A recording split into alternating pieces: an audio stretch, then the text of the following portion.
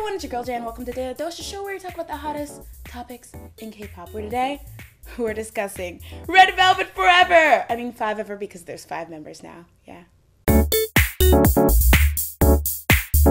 This week, SM Entertainment shocked Red Velvet fans everywhere by announcing that on March 18th, they'll be coming back with an album called Ice Cream Cake.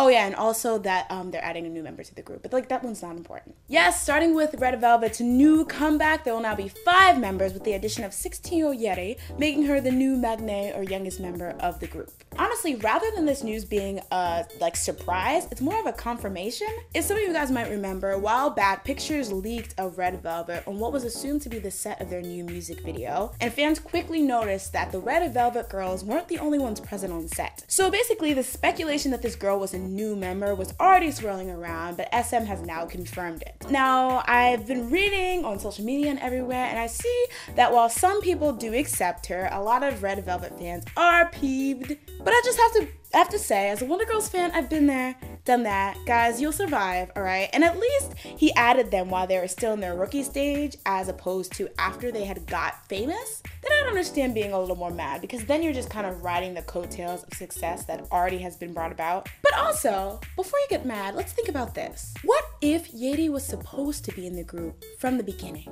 Come on, take a walk with me. Now, I just talked about how the idea of Ailee being added to Red Velvet had already been a thing because of the leaked MV pictures, but if you actually go all the way back, which is like a week, why am I acting like they've been together forever? If you go all the way back to when Red Velvet first debuted, you'll remember that the whole idea that Red Velvet is actually more than 4 members isn't new. If you go back to their MV for Happiness and the teaser for Happiness, you'll see that there's actually a bunch of random girls who've now been recognized to be SM trainees in the background. One of them being Ailee, who is now an official new member. Now back then, the random appearance of all these girls started a rumor that Red Velvet is actually a 12-member group. And this is just me talking about the rumor, this 12-member group is actually split up to 3 subunits, the first being Red Velvet, the second being Pink Chiffon, and the third being Turquoise Burlap. Okay, that was a joke. There's no such thing as Turquoise Burlap, okay?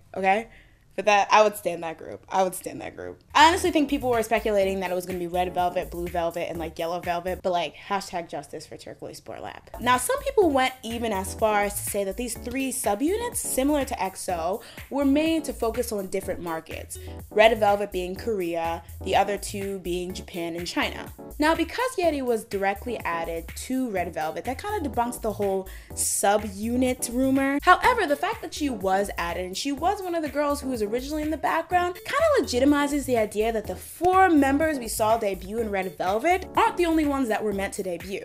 Now, one of the most popular theories that's going around right now is that Red Velvet is actually a rotational group, so all the girls we saw in the background of the Happiness MV will eventually have their chance to be in Red Velvet. Now, of course, that's not a new concept. I mean, that's kind of what After School does, and a lot of J-pop groups actually do that as well. But honestly, I don't totally debunk it, and this is why. Recently, and even in the past, SM seems to have a problem with keeping original members in their group, whether the members feel like they're treated unfairly or just simply don't like that path in life anymore. And I feel like if that has happened to you enough, this is a perfect way to avoid that. I mean, if you think about it, if the concept is leaving and going, then it won't hurt as much when a member decides to leave or is kicked out or whatever happens. And not only that, but this is a genius way to bring buzz to the group. Yes, Red Velvet gets a lot because they have, power visual Irene, and then they're babies of SM, but that's gonna wear out sooner or later, and this is a really nice way to bring buzz to Red Velvet every time they come back. For example, when they debuted, that was a hot issue. However, when they came back with Be Natural,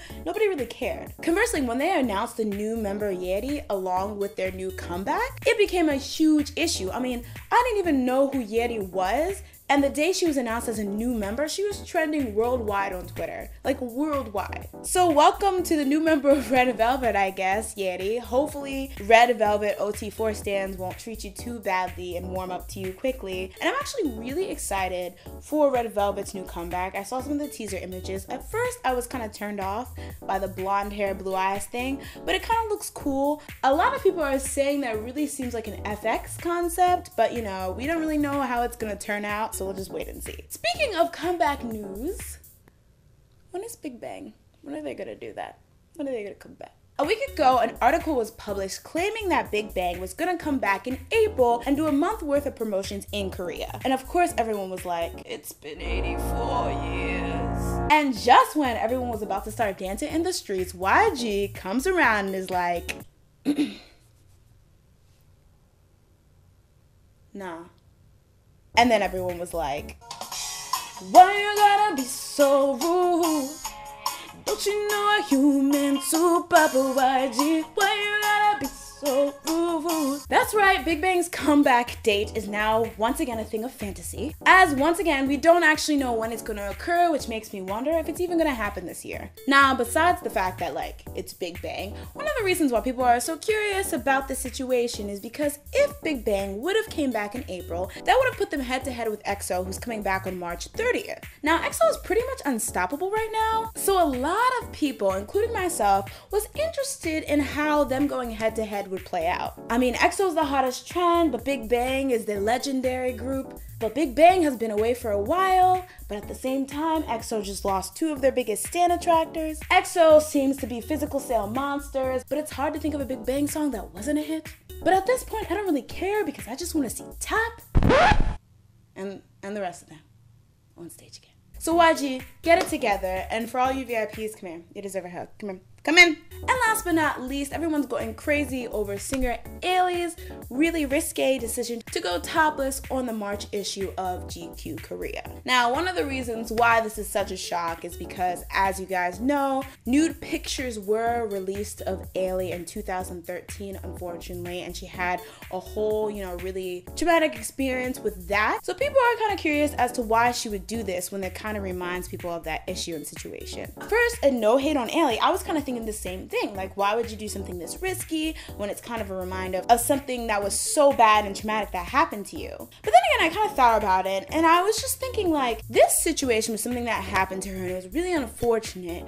And because of that, people are telling her, oh, you should hide your body, and you shouldn't do risky stuff. So basically, what people expect her to do is dictate her life on the fact that that happened to her. But I feel like this is a nice, empowering way to reclaim it. Yeah, that happened to me, but I'm still in control of my body and what you get to see. So in my opinion, it was really, really cool for her to do that. And I think it was really strong for her to decide to do that because she probably knew what type of things people would say. So that's it for this episode of Daily Dose. But as always, guys, I want to know your opinions on the topics I talked about. What do you think about the new 5-member Red Velvet? Do you think this is a marketing ploy? Do you think there's more new additions to Red Velvet to come? And are you excited for Red Velvet's new comeback? Also, what are your theories and rumors about the truth behind the members in Red Velvet? Do you think Big Bang's ever coming back? And if EXO and Big Bang were to go head to head, who do you think would come out on top? And lastly, what do you think about Ailee's topless photos in GQ Korea? I mean, I keep saying topless, shirtless, but she's covered, but you can see that she has no top on. Do you think it was too soon for her to do something like this? Or do you think it's cool that despite what people might say, she had the courage to do something like this? Make sure to let me know down below, and see you next time on Daily Dose.